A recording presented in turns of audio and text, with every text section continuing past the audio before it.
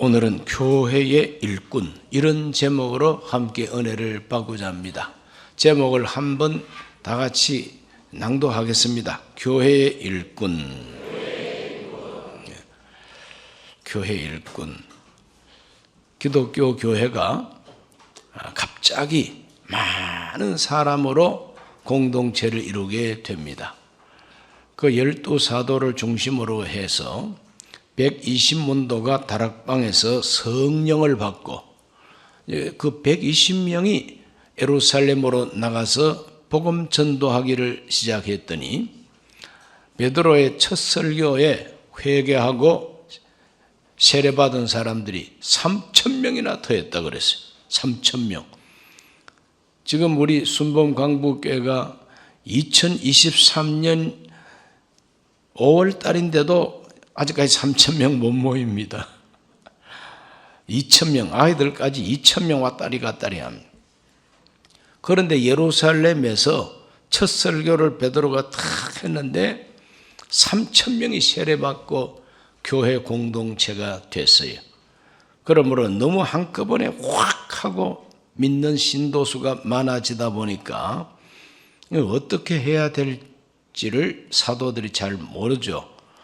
그럼 막 헌금하는 사람들이 뭐 우리처럼 이렇게 사임당 신시를 낼까 아니면은 세종대왕을 낼까 율곡 2를 낼까 이렇게 고민하는 것도 없이 집과 재산이 있는 사람이 막 팔아가지고 뭉텅이 돈을 사도들의 발 앞에 갖다가 두니 정말 참 헌금 많이 나왔죠.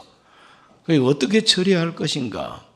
그때는 성전 건축은 아직까지 생각도 못하고 꿈에도 없습니다. 왜? 예루살렘 성전이 지금 헤롯이 지금 한창 건축하고 있는 중이니까. 그러니까 이 헌금을 가지고 제일 먼저 시작한 일이 과부들 구제하는 일부터 또 가난한 성도들에게 도움을 주어서 그들의 필요를 채워주는 이러한 일부터 시작한 것이 초대교회입니다. 그 사도들이 기도하고 말씀 전하는 일보다도 그와 같이 구제하고 나누어 주고 이 가난한 성도들에게 이렇게 도움을 베풀고 하는 이런 일 때문에 하나님께서 주신 주 사명, 말씀 전하는 일, 기도하는 일을 제대로 못하는 겁니다. 그 사람들 속에 이제 문제가 이제 생깁니다. 아무리 예수 믿는 사람이라도 사람 모인 곳에는 문제가 있어요.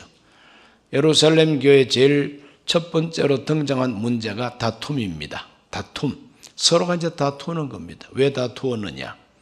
히브리파, 헬라파 크게 나누어서 두 파가 벌써 사회적으로 두 파가 있어요.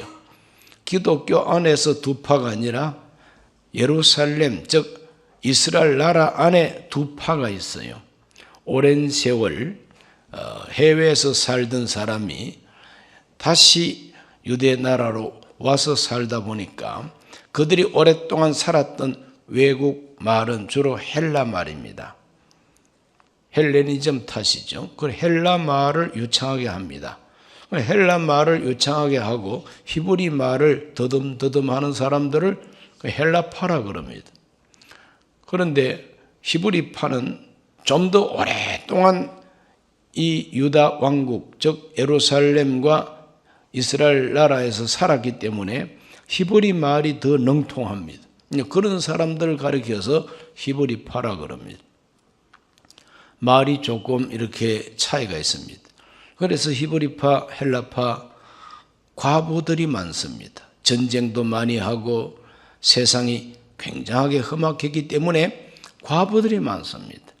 과부들은 사회적으로 약자들입니다. 그래서 구제 대상이 되어 있는 겁니다. 그러니 히브리파 또 헬라파가 자기들 파에 속한 과부들에게 구제가 좀 덜 왔다고 느끼니까 이 사도들을 찾아가서 불평합니다. 베드로 사도님, 왜 우리 파 과부들에게 이렇게 구제가 좀 적게 왔습니까? 그러다 보니까 이 사도들이 원망의 대상이 되기를 시작합니다. 그럴 때에 베드로와 사도들은 깨달았습니다. 아하, 우리가 하나님 말씀을 제껴두고 이 다른 일로 열심 내는 것은 하나님 뜻이 아니다. 그래서 일꾼들이 필요해서 일꾼을 세우는데 7명에게 안수를 해서 일꾼을 이제 세우게 됩니다. 그 부분을 읽어봅니다. 사도행전 6장 2절로 4절을 다 같이 읽습니다. 12사도가 모든 제자를 불러 이르되 우리가 하나님 말씀을 제쳐놓고 접대를 일삼는 것이 마땅하지 아니하니 형제들아 너희 가운데서 성령과 지혜가 충만하여 칭찬받는 사람 7을 택하라. 우리가 이 일을 그들에게 맡기고 우리는 오로지 기도하는 일과 말씀 사역에 힘쓰리라 하니 그랬어요.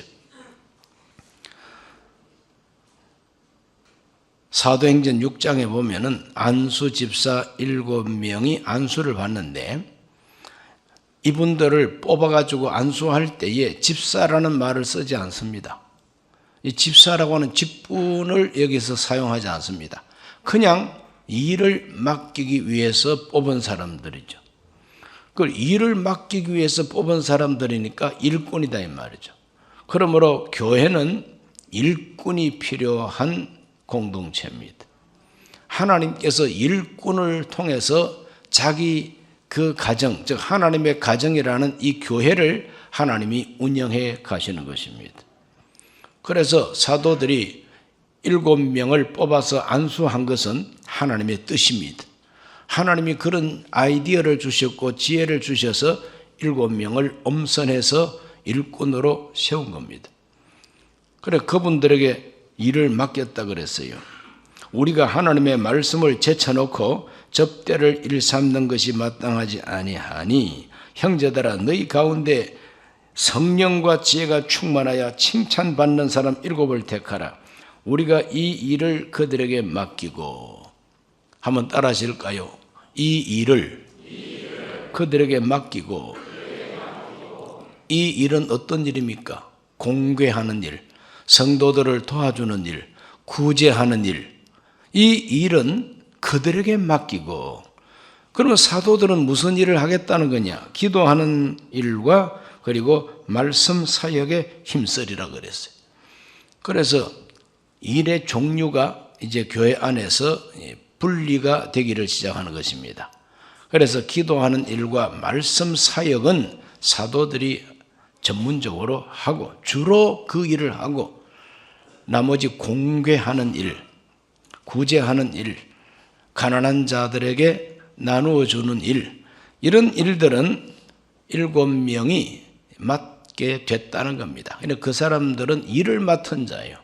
이 일을 그들에게 맡긴다 그랬어요. 그러니까 일 맡은 자입니다. 일 맡은 자. 일 맡은 자가 일꾼이에요. 교회는 일꾼이 필요합니다.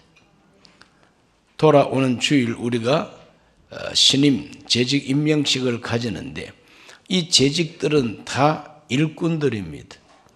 교회 모든 직분은 일꾼들입니다. 일을 맡은 자들이에요.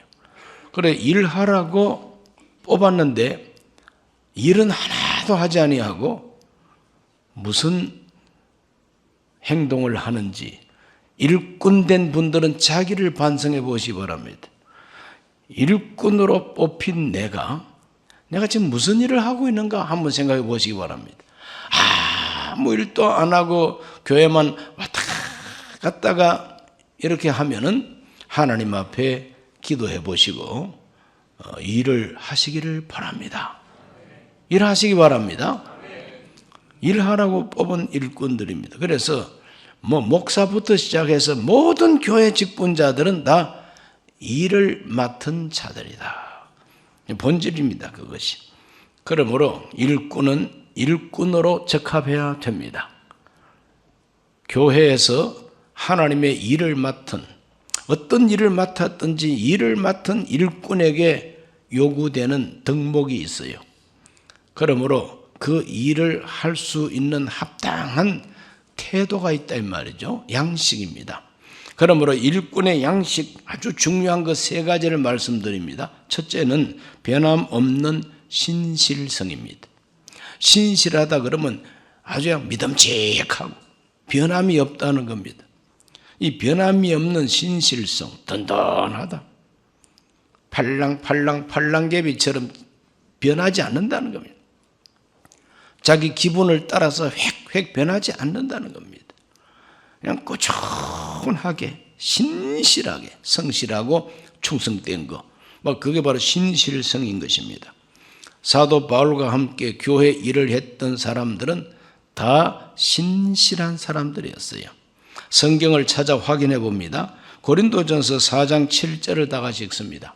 이로 말미암아 내가 주 안에서 내 사랑하고 신실한 아들 디모데를 너희에게 보내었으니 그가 너희로 하여금 그리스도 예수 안에서 나의 행사 곧 내가 각처 각 교회에서 가르치는 것을 생각나게 하리라. 여기 보면은 누구를 소개하고 있습니까? 누구를 소개하고 있습니까? 예.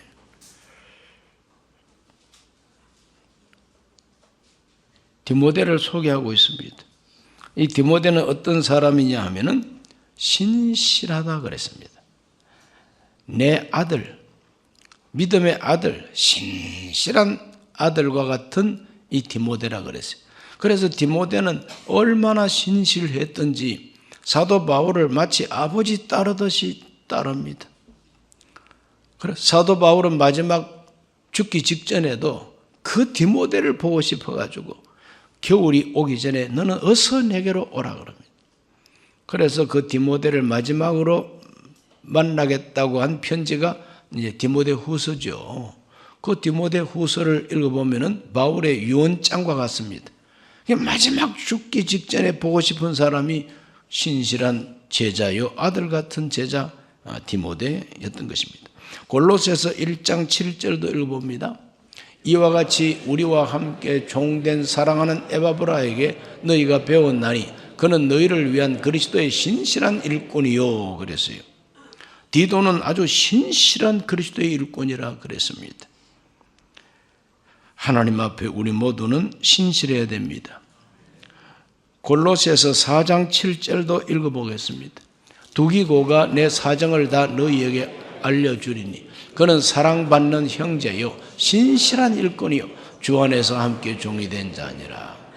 이 두기고라고 하는 사람은 에베소서와 골로새서 편지를 전달한 배달부 같은 사람이죠. 로마 감옥에서 편지를 써서 이 편지를 맡겼다. 아주 소중한 것을 맡긴다는 것은 일꾼이죠. 바울의 심부름, 바울이 맡기는 그 편지를 맡고 그 전달하는 책임이 있습니다. 이 두기고는 신실한 일꾼이라고 바울은 청가하고 있습니다. 또 4장 9절, 골로새서 4장 9절을 봅니다. 신실하고 사랑을 받는 형제 오네시모를 함께 보내노니 그는 너희에게서 온 사람이라. 그들이 여기 일을 다 너희에게 알려주리라. 이 오네시모라고 하는 사람은 골로새 교회 출신입니다. 처음부터 골로새 교인이 아닙니다. 골로새에서 믿음 좋은 빌레몬이라는 사람 집에 노예였습니다. 노예. 그런데 이 노예가 도망을 갔어요. 그 주인에게 돈을 좀 훔쳐가지고 로마 쪽으로 도망을 갔습니다. 도망가가지고 도망 생활을 하다가 바울을 만나게 됐어요.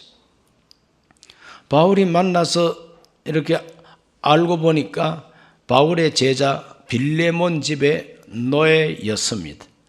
거기서 돈을 훔쳐가지고 도망친 노예입니다. 그는 죽일 수도 있는 사람이죠.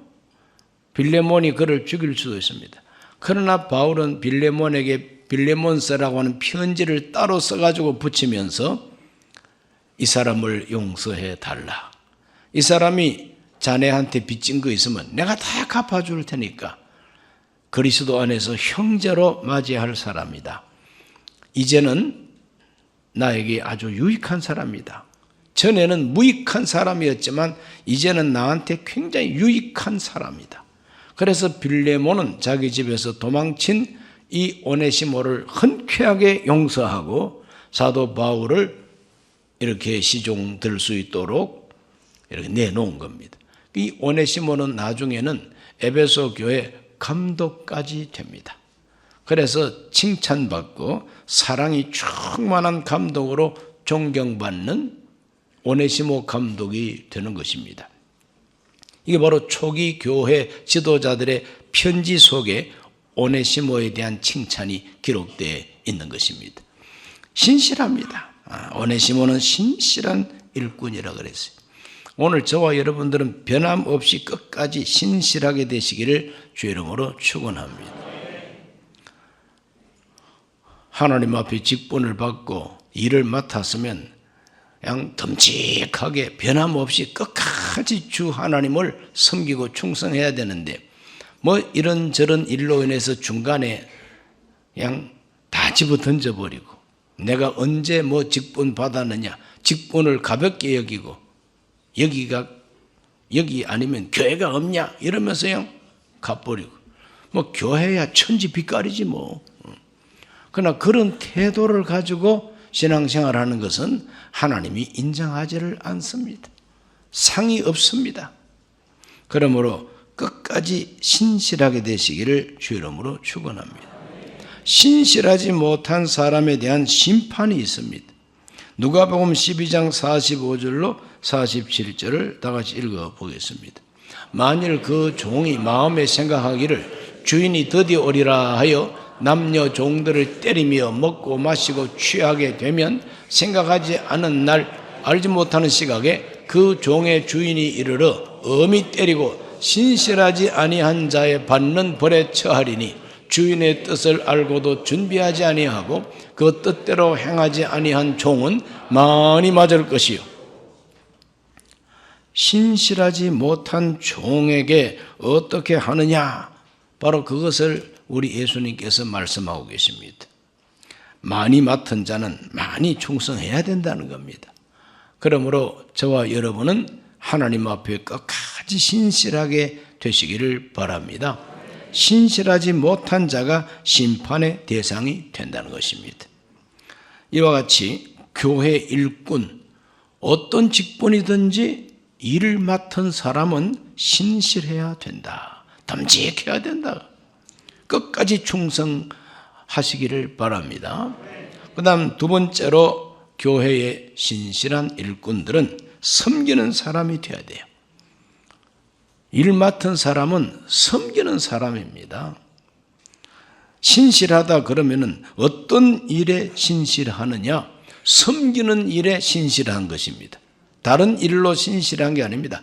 섬기는 일, 충성하는 일, 여기에 신실해야 된다는 겁니다. 신실하게 하나님을 섬겨야 됩니다. 누가복음 8장 1절로 3절을 다 같이 읽어보겠습니다. 그 후에 예수께서 각 성과 마을에 두루 다니시며 하나님의 나라를 선포하시며 그 복음을 전하실새 12 제자가 함께하였고 또한 악귀를 쫓아내심과 병고침을 받은 어떤 여자들 곧 7 귀신이 나간 자 막달라인이라 하는 마리아와 헤롯의 청지기 구사의 아내 요한나와 수산나와 다른 여러 여자가 함께하여 자기들의 소유로 그들을 섬기더라. 예수님께서 한창 땅 위에서 복음 전도할 때에 12 사도가 함께했고 그 12 사도와 예수님이 복음 전도하기 위해서 이곳 저곳 온 갈릴리 마을을 다니고 유다 지역의 예루살렘 여리고 이쪽으로 또 전도하고 그럴 때에 예수님의 일행, 그 예수 전도단이죠. 그렇죠? 예수 전도단입니다. 그 예수 전도단을 이렇게 협력하고 후원하고 그분들이 먹고 마시는 것에 대해서 막 이렇게 먹을 걸 제공하고 잠잘 곳을 위해서 제공하고 요즘 말로 말하면 선교 후원이죠. 누가 선교 후원해서 예수 선교, 예수 전도단이 활동할 수가 있었느냐? 많은 여자들이 그렇게 섬겼다고 성경은 말합니다. 많은 여자들이 섬겼어요. 루디아라고 하는 여성은 빌립보 교회에서 바울과 그 일행, 즉 바울 선교단을 섬긴 일꾼이 바로 루디아이죠. 우리 예수 선교단을 또 섬겼던 사람 중에 또 자매가 있는데 마르다와 마리아, 우리 예수님과 그 제자들을 참 음식으로 잘 대접하고 우리 예수님을 이렇게 모시고 자기 집에서 주무시도록, 그러니까 숙식 제공을 예수님께 많이 했던 봉사자는 마르다와 마리아, 나사로. 자, 이렇게 변함없는 신실성을 가지고 주 예수님을 섬긴 사람들의 이야기가 성경에 나옵니다. 또 예수님의 제자된 사도들, 그들이 또 땅 위에서 전도할 때에 사도들을 섬긴 사람들 이름이 쫙 성경에 나옵니다. 이와 같이 교회는 일꾼들을 통해서 부흥하는 공동체였던 것입니다. 이런 섬기는 일꾼이 없으면 교회가 이 땅 위에 지탱하지를 못합니다. 하나님은 그걸 다 아시고 일꾼을 선택하시고 일꾼을 부르시고 일꾼으로 하여금 신실하게 섬기도록 하나님이 은혜를 주신 것입니다. 우리 강북교회 모든 일꾼들을 하나님께서 섬기도록 은혜 주시기를 주의 이름으로 축원합니다. 세 번째로 교회 일꾼은 목숨 다하는 동력자가 되어야 됩니다. 목숨을 다하는 동력자예요. 로마서 16장 3절과 4절을 먼저 읽어봅니다. 너희는 그리스도 예수 안에서 나의 동력자들인 브리스가와 아굴라에게 문안하라. 그들은 내 목숨을 위하여 자기들의 목까지도 내놓았나니 나뿐 아니라 이방인의 모든 교회도 그들에게 감사하느니라. 바울과 함께 동력하면서 목숨이라도 아낌없이 내놓겠다고 했던 사람이 브리스길라와 아굴라 부부입니다. 딱 부부입니다. 아내와 남편. 남편 이름이 아굴라고 아내 이름이 브리스길라입니다. 이 브리스길라라고 하는 이 여성이 더 열심히 주의 일을 했기 때문에 브리스길라 이름이 먼저 나옵니다. 먼저 나와요. 그래 브리스길라와 아굴라입니다. 이 부부가 목숨을 걸고 바울을 위해서 목을 내놓았다 그랬어요. 그 목을 내놓고 어떻게 했느냐? 동력했다 그랬어요. 동력. 이 동력이 뭡니까? 같은 일에 협력했다는 겁니다. 바울이 복음 전하는 일에 협력하고 바울이 교회를 세우는 일에 협력했다는, 바울이 선교하는 일에 협력했다는 겁니다. 오늘 저와 여러분들 목숨까지 내놓지는 못할 망정 시간과 그리고 노력 봉사와 또 하나님이 주신 물질 가운데 한 부분을 뚝뚝 떼어서 이와 같이 동력할 수 있게 되시기를 주의 이름으로 축원합니다. 동력자가 필요한 것이죠. 그래서 하나님은 위대한 하나님의 사도들 혼자서 일하라고 하나님이 보내지 않습니다. 하나님이 특별한 은사와 능력을 주셔서 전도자로 큰 일꾼으로 세우면 그 큰 일꾼과 함께 동력하는, 목숨 걸고 동력하는 이와 같은 일꾼들을 하나님이 또 세워주시는 것입니다. 그래서 바울 선교단에 얼마나 많은 제자들과 많은 사람이 바울을 돕습니까? 예수님이 땅 위에서 직접 전도할 때는 많은 여성들과 12사도, 70인 제자, 이런 분들이 예수님과 함께 사역을 하게 하셨습니다. 그러므로 하나님이 땅 위에 복음 전도하는 일과 교회를 세우고 그 교회를 중심으로 복음 전도를 하게 하는 이 모든 하나님의 선교는 반드시 일꾼들을 택하셔서 그 일을 하시는 것입니다. 하나님이 인류 역사 속에 이 땅 위에서 하나님이 하고자 하시는 일을 위해서 일꾼을 세우고 교회를 세워서 이렇게 일하게 하실 때 무슨 일이든지 저와 여러분이 일을 맡아서 일하는 사람 되시기를 바랍니다. 그 일하다가 하나님 앞에 가야 일꾼에게 주시는 상을 받습니다. 볼지어다 내가 속히 오리니 내가 줄 상이 내게 있어 각 사람에게 일한 대로 갚아주리라 그랬어요. 무슨 기준으로 갚아주시느냐? 일한 대로 갚아준다 그랬어요. 그래서 일해야 됩니다. 우리 모두는 다 교회 일꾼 되시기 바랍니다. 일하는 일꾼 되시기를 바랍니다. 디도를 칭찬하는 사도 바울이 빌립보서 2장 30절에 그가 그리스도의 일을 위하여 죽기에 이르러도 자기 목숨을 돌보지 아니한 것은 나를 섬기는 너희의 일에 부족함을 채우려 함이니라. 그리스도의 일을 위해서는 죽기에 이르러도 자기 목숨 돌보지 아니한 사람이 디도라고 바울이 칭찬하고 있습니다. 오늘 우리 모두는 이 초대교회, 이 성경에 나오는 이 일꾼들의 모습을 보면서 본받아야 될 것입니다. 이 많은 일꾼들 가운데 특별히 내가 본받고 싶은 일꾼을 탁 선정해서 그분을 본받으시기를 바랍니다. 가톨릭에서는 영세, 즉 세례를 베풀면서 세례명을 하나씩 이렇게 줍니다.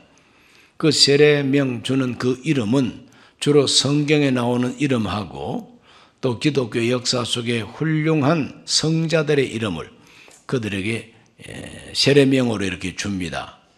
여러 가지 세례명이 많습니다.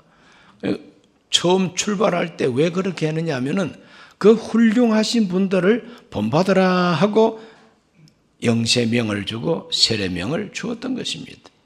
그래서 우리 개신교는 가톨릭의 잘못된 것을 폐지한다 그래서 최대한 가톨릭의 문화와 습관을 다 벗어 던져버렸기 때문에 우리 개신교에서는 세례명 같은 거 안 베풉니다.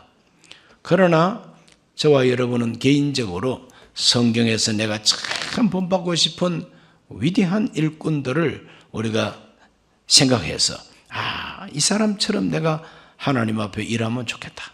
그래서 선택해서 본받으시면 참 좋습니다.